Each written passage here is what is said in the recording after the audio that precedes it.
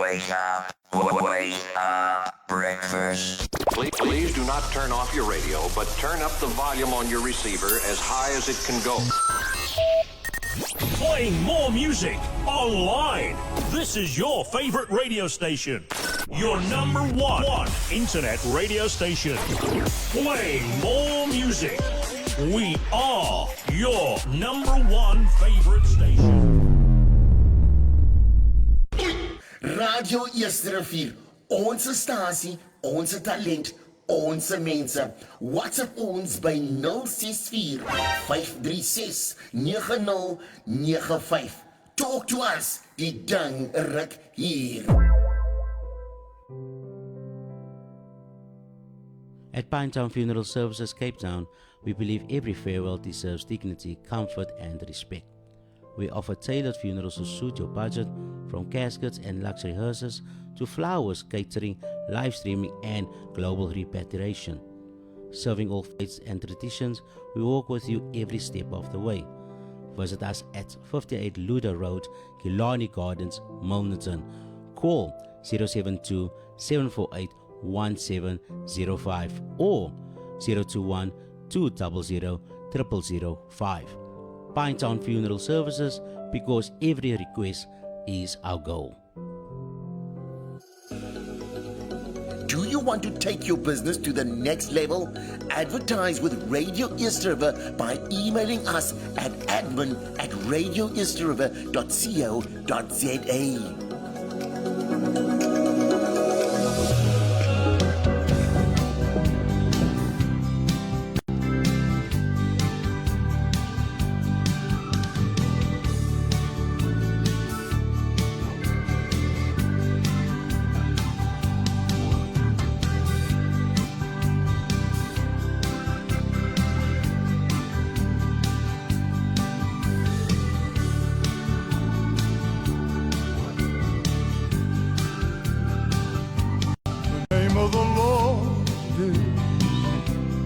A strong tower, the righteous run to it.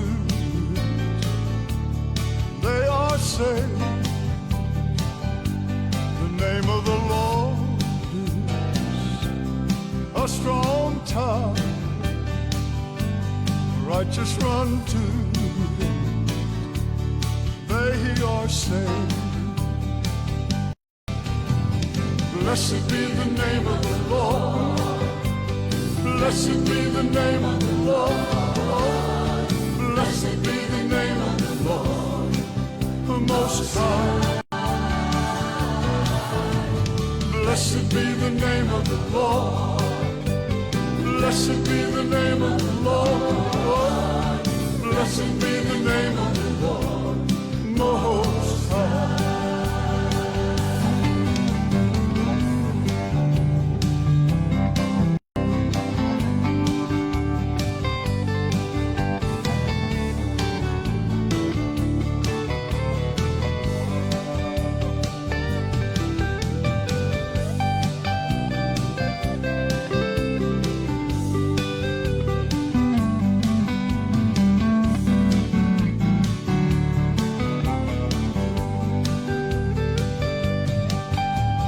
Blessed be the name of the Lord.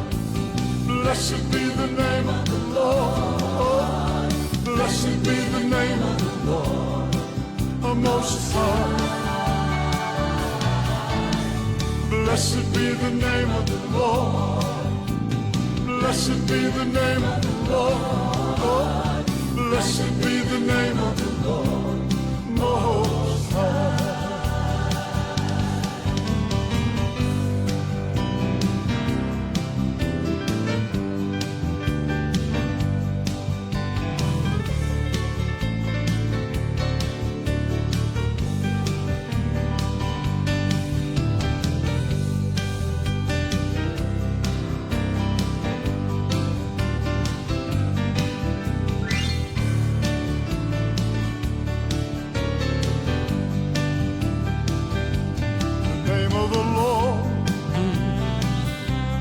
A strong tower,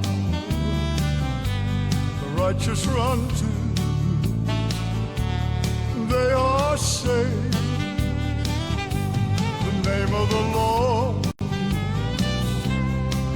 strong tower, the righteous run to, they are saved. Blessed be the name of the Lord. Blessed be the name of the Lord. Blessed be the name of the Lord, the Most High. Blessed be the name of the Lord. Blessed be the name of the Lord. Blessed be the name of the Lord, Most High. Radio Eersterivier, onze stasie, ons talent, onze mensen. God bless you and welcome to this morning's broadcast of the Message of the Hour with me, Brother Elmar. I greet you in the precious name of the Lord Jesus Christ. And thank you for everybody that's currently tuned in here on the leading internet radio station in the Mother City. Now, if you've just joined us, wherever in the world you are, we would like to welcome you to the program and the platform here on Radio East River. Thank you so much for giving me your undivided attention just for a few minutes so that we can share with you what God has to say in His Word. Beautiful song we listened to there by Jimmy Swaggart, speaking about blessed be the name of the Lord Most High. This reminds us of Job that cried out and said, "The Lord hath taken, the Lord hath given. Blessed be the name of the Lord." So whether we have everything, whether we have nothing, whether we have wealth, whether we are in poverty, we still say blessed be the name of the Lord. Whether we are strong and healthy and whether we are sick and frail, we still say blessed be the name of the Lord. So in all circumstances, in all cases, we give glory to the name of the Lord Jesus Christ. So thank you for everybody that's currently tuned in here on Facebook, on the Radio East River TikTok profile, also on the Radio East River Facebook page, and just for being a part of the community out there. May the Lord bless you and may He be with you. For those of you that didn't know, to learn more about the Radio East River, I would recommend that you download the Radio East River app on the Play Store, the Huawei Gallery, and on the App Store. And then also you can stream live on www.radioeastriver.co.za. So if you have your Bibles ready, you can turn with me this morning, please, to the book of 2 Timothy, chapter number 2. 2 Timothy, chapter number 2, and we want to speak of a certain topic this morning that is found in 2 Timothy, chapter number 2, and we want to shed some light on this. Now, I believe that the sons of God are led by the Spirit of God. So God is the one that leads His people, yes. And He is the one that inspires His people, that feeds His people. And I'm totally dependent on Him, and so is anybody else. We live with the breath of God in our noses, in our nostrils. And He's the one that determines whether we live, how we live, when we live, and so forth. And we want to read 2 Timothy chapter number 2, and then from verse 1. You then, my child, be strengthened by the grace that is in Christ Jesus, and what you have heard from me in the presence of many witnesses, entrust to faithful men who will be able to teach others also. Share in suffering as a good soldier of Christ Jesus.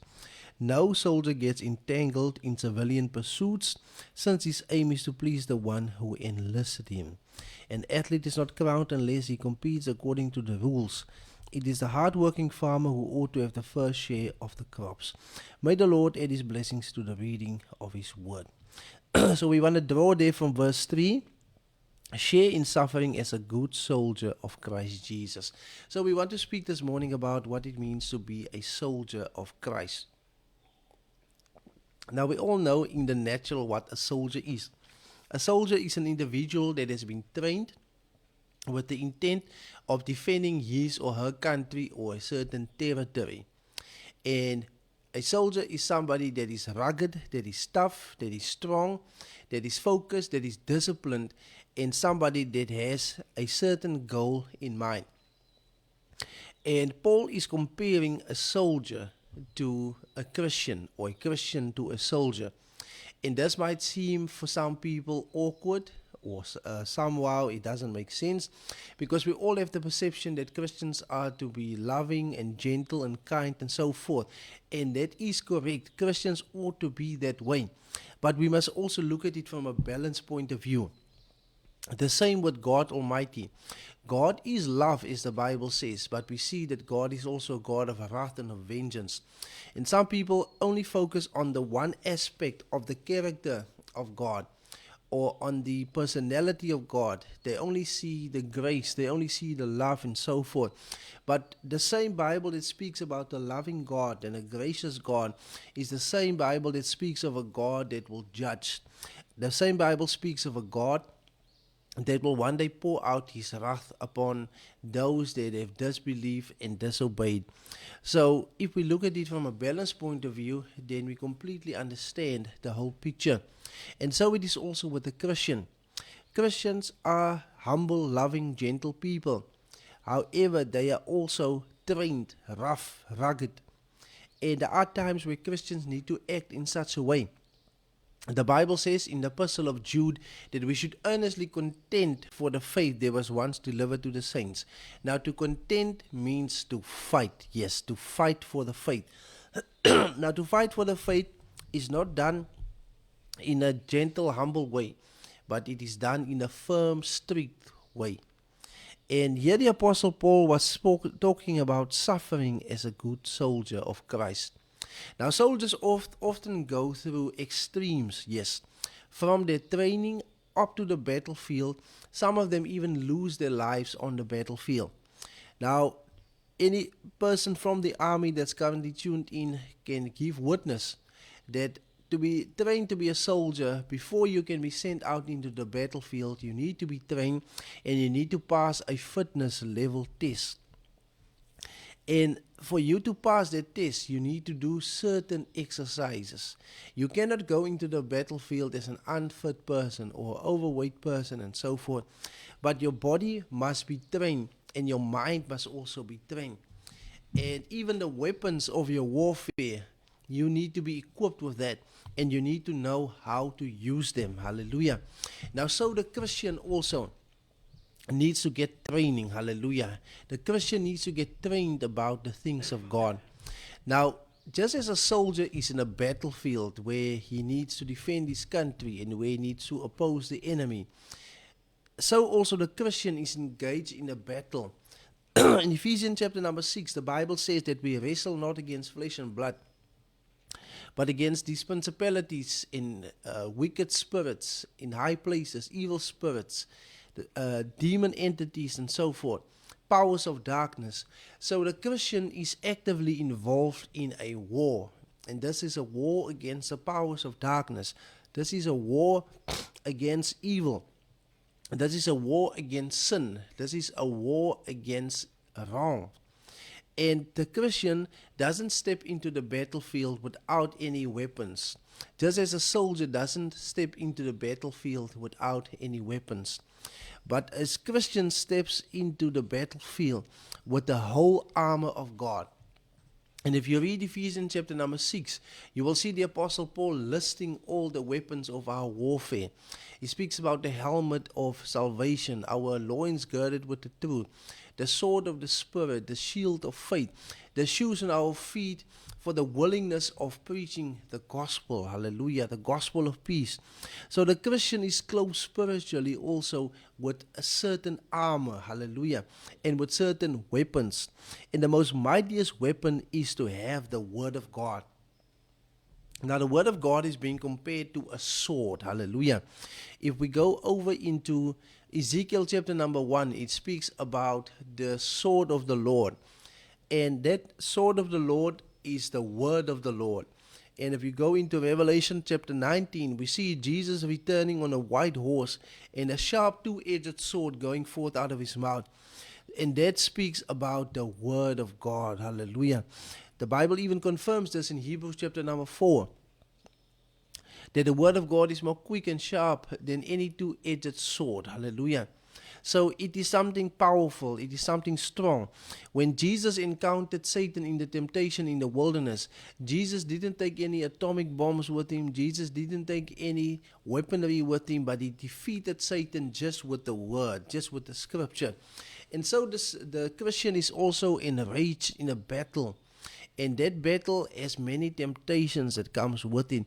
But the only way to overcome temptation, according to James chapter number 4, is to submit unto God and to resist the devil, and he will flee from you. So first there is a submission that needs to take place, which tells us that you cannot defeat the devil in your own strength or your own capacity. You cannot overcome sin in your own strength, in your own capacity. You cannot overcome temptation in your own strength or your own capacity. But you first need to submit under God. The Bible says submit unto God or under God. And then it says resist the devil, because that's the only time that you can resist the devil is when you resist, yes, when you submit unto God. And then God gives you the strength to overcome. So one thing is for sure, that there is a war that is happening, an invisible war. And the Christian must be equipped just as a soldier is equipped. Now, it can so happen sometimes that a soldier can get hurt in the battlefield. It can sometimes so happen that a soldier can fall in the battlefield. And so it can happen that a Christian can also fail in his walk with God. The Bible speaks about it in Proverbs 24 verse 16, that 7 times the righteous falls. So yes, it is possible that righteous people can fall as well. Now many times people are just waiting for another person to fall so that they can laugh over it. But the Bible even warns us against that in the book of Proverbs, that we should not rejoice when our enemy falls. But what makes it worse is when Christians fall, then people make it the headlines or the highlights of their news reports. And people try to ridicule and they try to make a mockery of the Christian. Now, throughout the Bible, we see various examples of righteous people that did fall, but they rose again. Hallelujah. We see that our very first ancestor, the first man that God created, Adam, we see that Adam came to a fall. We see other great characters, other soldiers on the battlefield, such as even Moses, a man that God chose for a specific task to lead his people out of bondage, out of Egypt. We see that even Moses failed the Lord at times. And when God told him to speak to the rock, he struck the rock out of anger. So even Moses failed, and even Moses slipped up, yes. If we look at even David, the great anointed king of Israel, the chosen of the Lord, a man after God's own heart, we see that even David fell, yes, and he committed a murder and adultery. And we can go on and on. We look at Noah. After the flood, he became drunk. And we are not saying these things to justify immorality or wrongdoing, but we are just emphasizing or pointing out that even righteous people have weaknesses. Even righteous people can fall. And the Bible warns us against this, that when we think that we are standing, when we are standing, we must be mindful that we don't fall. So we must remain humble and focused in our walk with the Lord. Because yes, temptation is possible, and many times when people come in leadership positions, that doesn't mean that temptation will diminish, that doesn't mean that temptation will decrease, but the temptation will actually increase. The challenges will increase, the criticism will increase. And our leaders out there, especially in the spiritual realm, they still need prayer. Many times people come to church asking the pastor to pray for them, which is fine, which is good, which is amazing. But the pastor also needs prayer. The preachers, the different ministers, they also need prayer. Because those are the ones that Satan really targets. Because if he can strike the shepherd, then the sheep will be scattered. So it is so important that we keep all people in prayer, as the Bible even commands us. Now, when a soldier is scarred on the battlefield, you that are part of the army of the Lord is not supposed to go and trample upon that soldier. You are not supposed to go and kick him or trying to help and kill him, but we should help each other in the battlefield. Pick up your fellow soldier.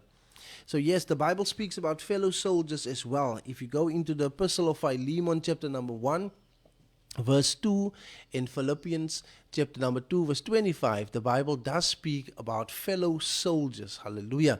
So you are not the only soldier in this battlefield, but your fellow believers are also soldiers fighting for the same cause. Hallelujah. Fighting for the cause of Christ. Now, this fight is not a physical fight. It is not physical harm or damage that's being inflicted, but it is a spiritual battle for the souls of humanity.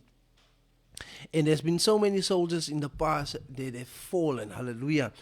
And when we say fall, we don't only mean falling into sin, but many people have physically also lost their lives for the sake of Christ over the past 2,000 years, starting with Stephen, the first martyr of Christ, and even John the Baptist.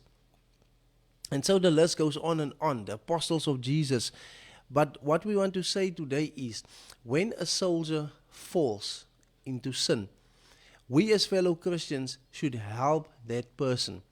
We should not go and further condemn or judge the person. The Bible says in Galatians chapter number 6, if anybody is overtaken by a fault, you that are spiritual should restore such a person in the spirit of weakness. Hallelujah. So yes, it is possible that a sheep can wander off. God also compares his children to sheep. So when a sheep wanders off, the shepherd is to go out and to look for that sheep. When somebody goes backslidden, we ought to be worried and concerned about that person's whereabouts, about their spiritual condition. And this is a duty of a pastor, yes, but it also should be in the hearts of fellow believers, of fellow soldiers. Hallelujah. When that soldier or that sheep goes astray, or when that soldier becomes wounded, we should be going out and try and get him off and get him recovered. Hallelujah. Don't leave the man or the woman to die in whatever fault they were overtaken, but go and look for them, go and search for them, so that they may come back to the ways of God Almighty. Hallelujah. That is what is expected of us. Now we're going to take a break quickly. We're going to listen to that song again. Blessed be the name of the Lord. Stay tuned. Don't go anywhere. We shall return shortly to today's broadcast of the Message of the Hour. God bless. Radio Eersterivier, onze stasie, ons talent, onze mensen.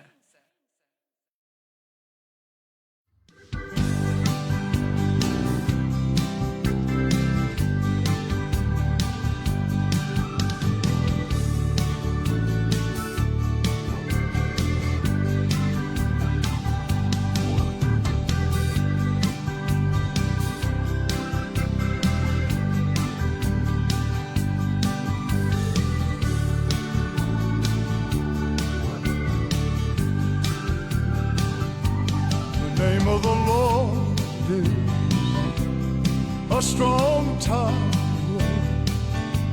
the righteous run to it, they are saved. The name of the Lord is a strong tower, the righteous run to it, they are saved. Blessed be the name of the Lord. Blessed be the name of the Lord. Blessed be the name of the Lord, the Most High. Blessed be the name of the Lord. Blessed be the name of the Lord. Blessed be the name of the Lord, Most High.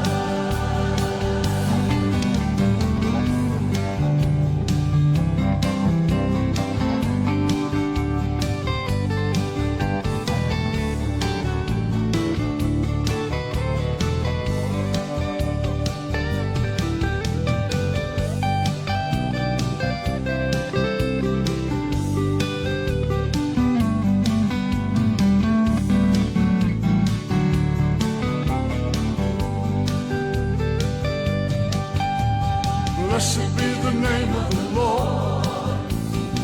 Blessed be the name of the Lord. Blessed be the name of the Lord, Most High.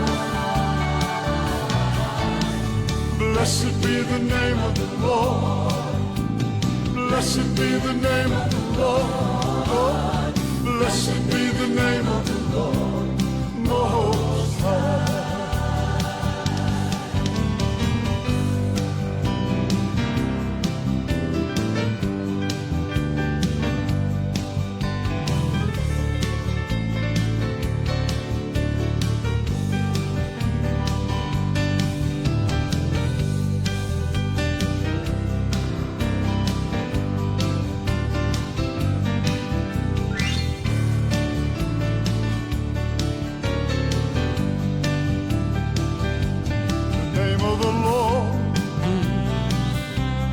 A strong tower, the righteous run to, they are saved. The name of the Lord, a strong tower, the righteous run to, they are saved. Blessed be the name of the Lord. Blessed be the name of the Lord. Blessed be the name of the Lord, Most High. Blessed be the name of the Lord. Blessed be the name of the Lord. Blessed be the name of the Lord, Most High. Radio East River, our station, our talent, and our people. God bless you and welcome back to this morning's broadcast of the Message of the Hour with me, Brother Elmar. So yes, we're speaking today about being a soldier for Christ. As the Apostle Paul was telling Timothy to share in suffering as a good soldier of Christ. And this is what a soldier often needs to endure. It's suffering. Now, many Christians today just want the bling bling. They just want the money. They just want the blessings. They just want the great stuff. But not many people are willing to suffer for the cause of Christ. Now, the Bible says in Matthew 16 verse 24, if any man will come after me, let him first deny himself, take up his cross, and follow me. So to follow Jesus, there is definitely a price that needs to be paid. And it is not easy to be a Christian. It is wonderful to be a Christian. It is blessed to be a Christian. But we must make you aware that there is consequences in following Christ. And those consequences can be persecution. It can be mockery. It can be discrimination. It can even get to the point where you can lose your life for the sake of Christ. But the Bible gives us the guarantee that if you would lose your life, then you would actually find it. Hallelujah. And that is what it is about. Hallelujah. It is about losing yourself and finding Jesus. Being a Christian is not being about you, but it is about Jesus Christ. Hallelujah. And we want to take this opportunity also this morning to speak out against the persecution of Christians out there. Now, in Christian majority countries, you won't find Christians getting killed, but you will find Christians being discriminated against in their workplaces, for instance. When people find out that you are a genuine born-again Christian, then they want to mistreat you. They want to speak down on you. They want to tempt and try you, which is all part of the devil's working. But then there are also Christian minority countries where people are still being locked up, where people are still getting killed, where people are still being treated in inhumane ways. And we want to speak out against that this morning. And when we want to call upon the governments of those countries to reconsider the way that they are treating their citizens. And we also want to give out a stark warning to those that are in power, in leadership, in government, that God Almighty will certainly avenge the blood of His saints and His martyrs and His prophets. God will not let it slip and slide forever, but there is still a time for you as the leaders to repent and to treat people in a better way, regardless if they believe differently, live differently, act differently. So This is a strict warning from God's word that even those that are killing Christians, that they must repent of their evil works. Paul himself was once a persecutor of the church until the Lord got a hold of him himself. And then Paul himself became a defender of the faith. He became probably one of the greatest Christians in human history. And God used him in a mighty way as a light to the Gentiles to proclaim the gospel unto them. So those that are persecuting Christians, we also want to pray for them that the Lord Jesus Christ himself will get a hold of those individuals, and that the Lord himself will turn their hearts, and that the Lord himself will change their minds, and that the Lord himself will fill them with the Holy Spirit, and that they will stop doing these heinous crimes against humanity as to kill Christians just because they go to church, just because they believe that Jesus Christ is God Almighty, just because they believe in the Bible as a holy book. Now people, this is realities that is still happening. Many pulpits might be silent about it and not speak about it, but there are people out there that is still in this modern day and time of 2026 being martyred and imprisoned and so forth for their faith in the Lord Jesus Christ. If there's any one of them also out there that is listening this morning, we want to encourage you to endure the conflicts and the suffering. It will not be forever. The Lord will reward you and crown you with a crown of life, as he promised in the book of James chapter number 1, that the man that resists or endures temptation is blessed, and that person shall be crowned by the Lord with a crown of life. We go into Revelation chapter number 2, where we see that in the early church there was this congregation in a city by the name of Smyrna, and there were also those that were being persecuted. But the Lord was promising them also a crown, a reward. And the Lord was telling them to continue in his ways. And that is what we want to tell the Christians out there. Those pastors that are assembling with people somewhere in bunkers or underground somewhere or in secret places, we want to tell you to continue to persevere in your faith. Keep on preaching, keep on singing, keep on hoping, keep on believing. The Lord will redeem you.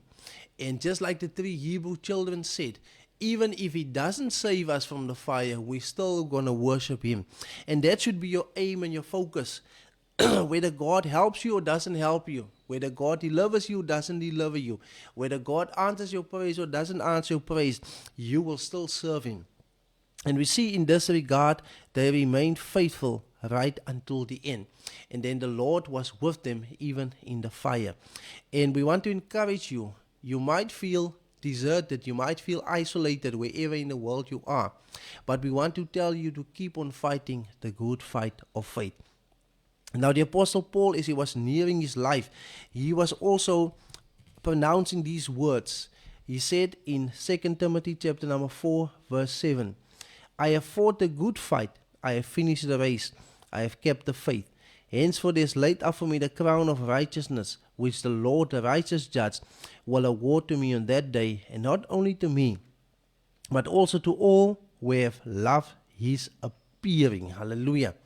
So there is a reward waiting. Hallelujah. Just as a soldier gets awarded a certain medal, a certain trophy or a certain piece of monument that reminds that soldier of his bravery, and that basically speaks that soldier has been promoted to a certain rank within the army. So it is also with the Christian, that there is a reward waiting for the Christian at the judgment seat of Christ. And blessed are those indeed that have died as martyrs, though it may be said that their lives were ended prematurely. But nonetheless, we see that in Revelation chapter number 6, they were the souls of those that were under the altar. And also in Revelation chapter number 7, there were those that were killed, that came out of the great tribulation, and they were clothed in white clothes, and they were standing with palm tree branches. And we see that their reward is there in heaven, under the altar, before the throne of God, and so forth. So one thing is for certain, if somebody dies as a martyr for Jesus Christ, that person is definitely not lost, but that person is secured of his or her salvation.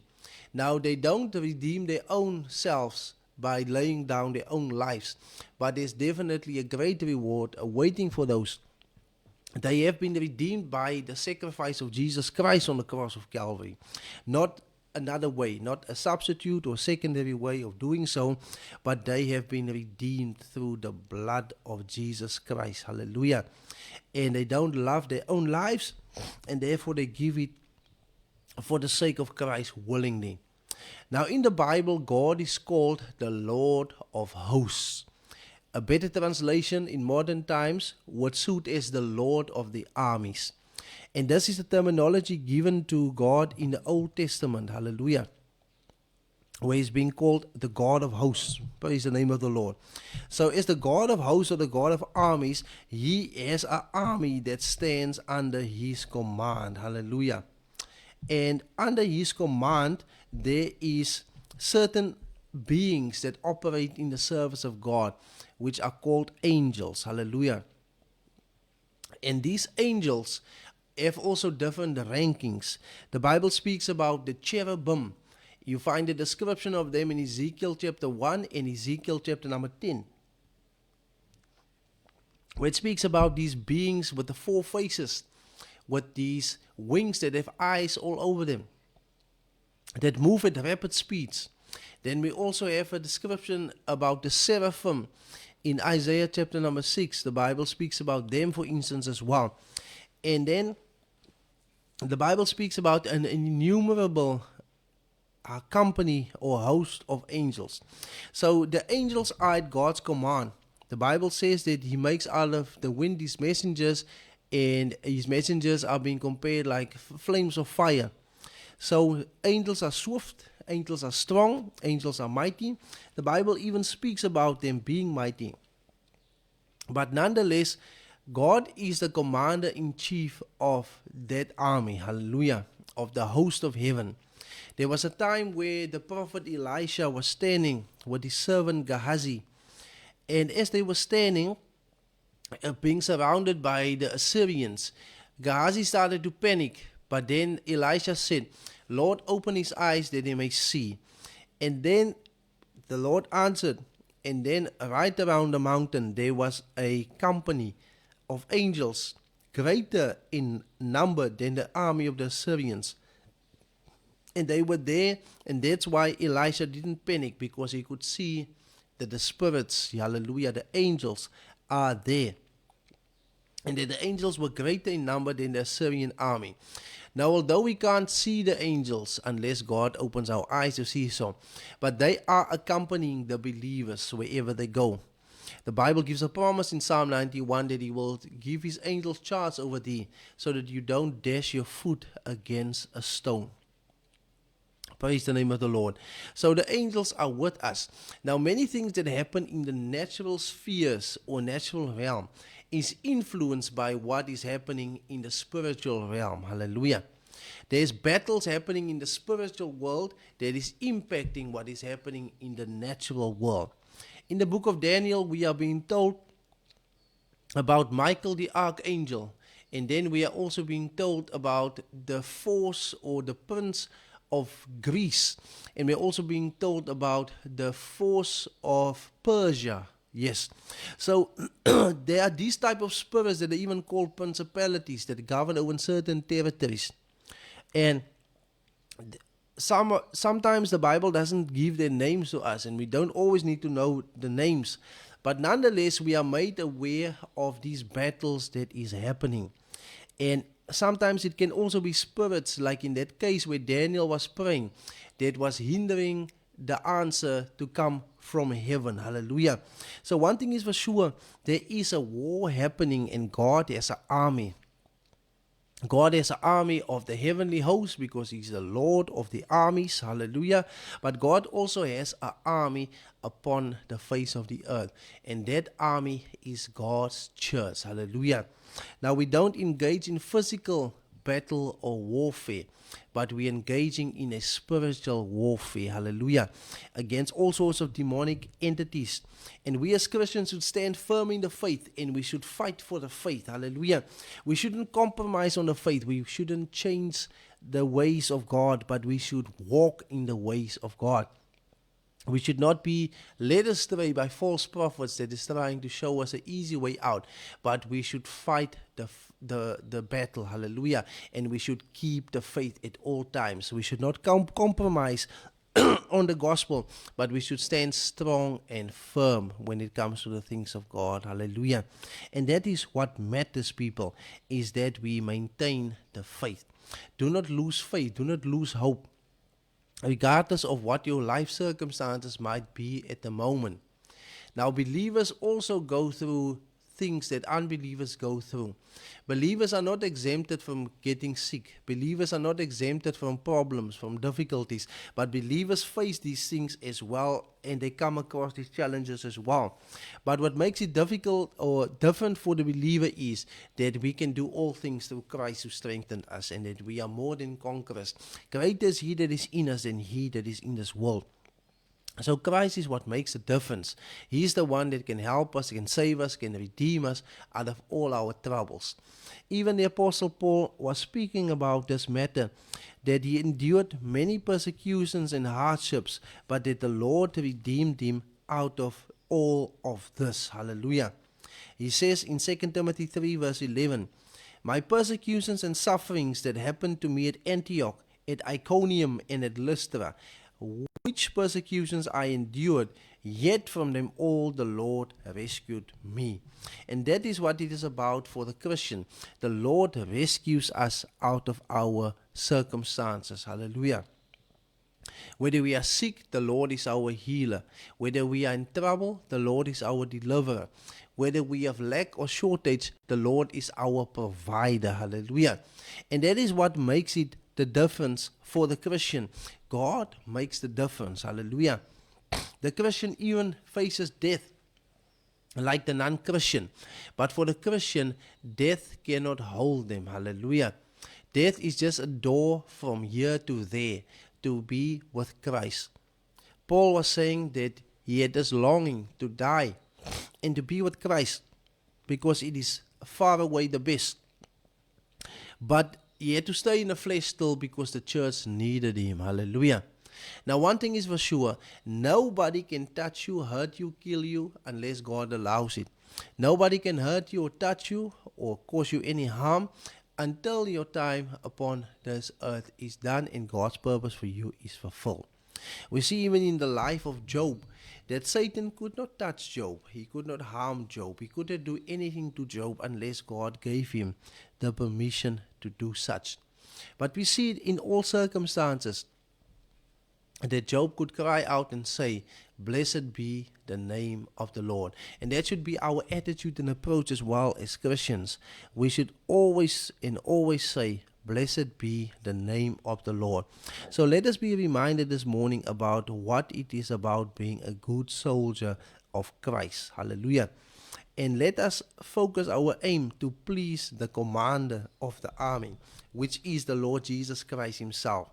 In Joshua chapter number 5, Joshua encounters a being that is standing there with a sword. And Joshua is asking him, "Are you with us or are you against us?" And then this being answers him and says, "I am the captain of the Lord's host." Hallelujah. Now the captain of the Lord's host is the Lord himself, and therefore Joshua bowed down and he worshipped him. Hallelujah. The Lord is the commander-in-chief of his own army. So as Paul was writing here, no soldier gets entangled in civilian pursuits, since his aim is to please the one who enlisted him, which is the commander himself. Hallelujah.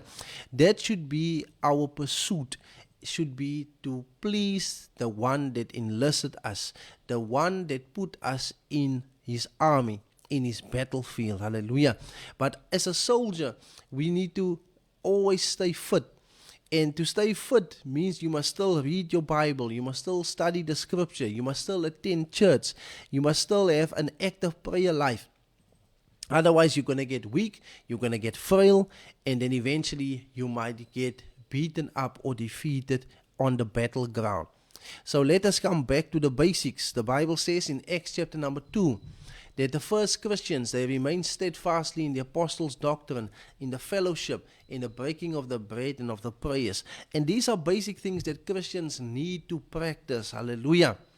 The Bible says they remained in the apostles' doctrine. So let us examine whether we are in the doctrine or not, whether we are in the faith or not. The Bible says in prayer. So prayer is so important. It is the life breath of a Christian. A Christian that doesn't pray is a defeated Christian. A Christian that doesn't pray is a weak Christian. The Bible says they remained also in the fellowship. We must have fellowship with one another. We must have a home church where we belong to, where we can fellowship with one another and be strengthened thereby. And at the same time grow. And then also importantly, is to have the Lord's Supper, hallelujah, the breaking of the bread, to be constantly put in remembrance of what Jesus did for us, to purchase us, hallelujah, to redeem us. So let us come back to the basics as soldiers of Christ, and let us contend for the faith that was once delivered to the saints. Let us believe like they believe. Let us preach what they preach. Let us practice what they practice. Let us baptize how they baptize. Let us do what they did. Hallelujah. And then we will be found as good soldiers of Christ. Hallelujah. Up till that time, let us keep our focus. Hallelujah. Only the Lord himself can crown us with the victory. Let us pray. Dear Lord, thank you for giving me this opportunity and privilege once again this morning to speak your word to the people. I pray that your word will not return unto you void, but will accomplish the mission and purpose which you sent it. I pray, Lord, that hearts will be touched, lives will be changed, that eyes will become open and also ears, and that hearts will be softened, and that people will receive the gospel. And, Lord, that you will transform them. Give them eyes to see and ears to hear what the Spirit is saying unto the churches. I ask this in the matchless name of Jesus Christ. Amen. God bless you. So today is 31 May 2026. It's now 6:55 in the morning. For those that just tuned in that missed the live broadcast, all our shows are recorded as podcasts for you to listen to it anytime at your own convenience. You can just search Radio East River on the various social media platforms, and then you can stream from there. God bless you and be with you until the next time. As we go off the air, we listen to that song again. Blessed be the name of the Lord, and you have a blessed Sunday as well. Amen.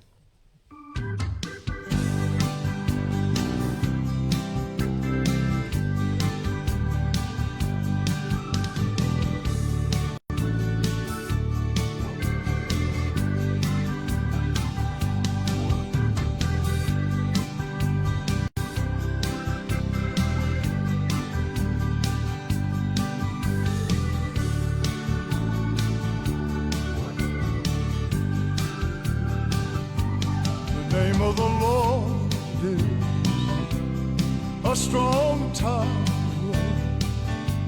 the righteous run to it, they are saved. The name of the Lord is a strong tower,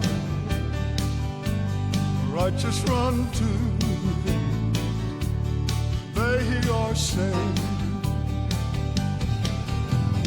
Blessed be the name of the Lord. Blessed be the name of the Lord. Blessed be the name of the Lord, the Most High. Blessed be the name of the Lord. Blessed be the name of the Lord. Blessed be the name of the Lord, Most High.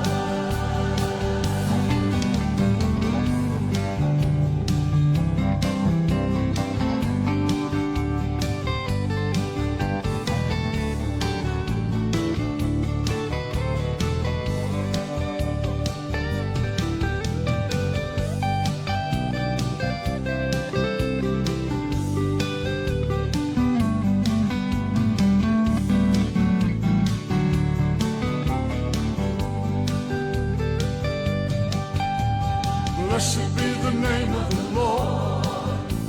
Blessed be the name of the Lord. Blessed be the name Most High.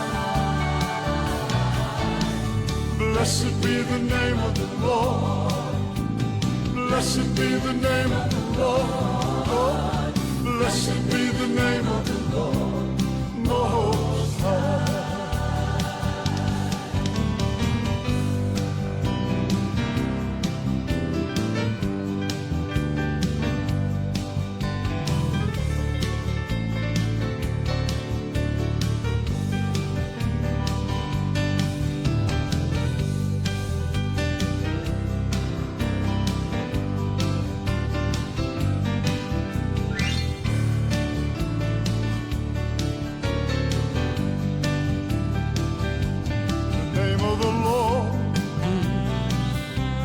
A strong tower,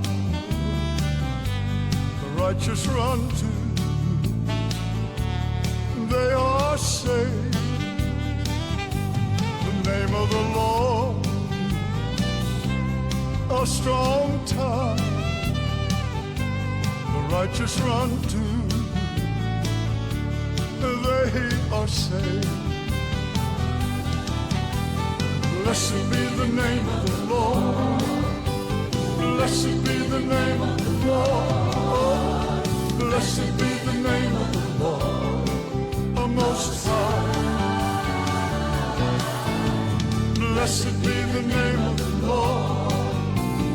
Blessed be the name of the Lord.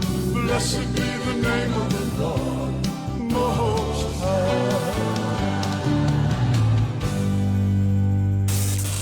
The best variety of music.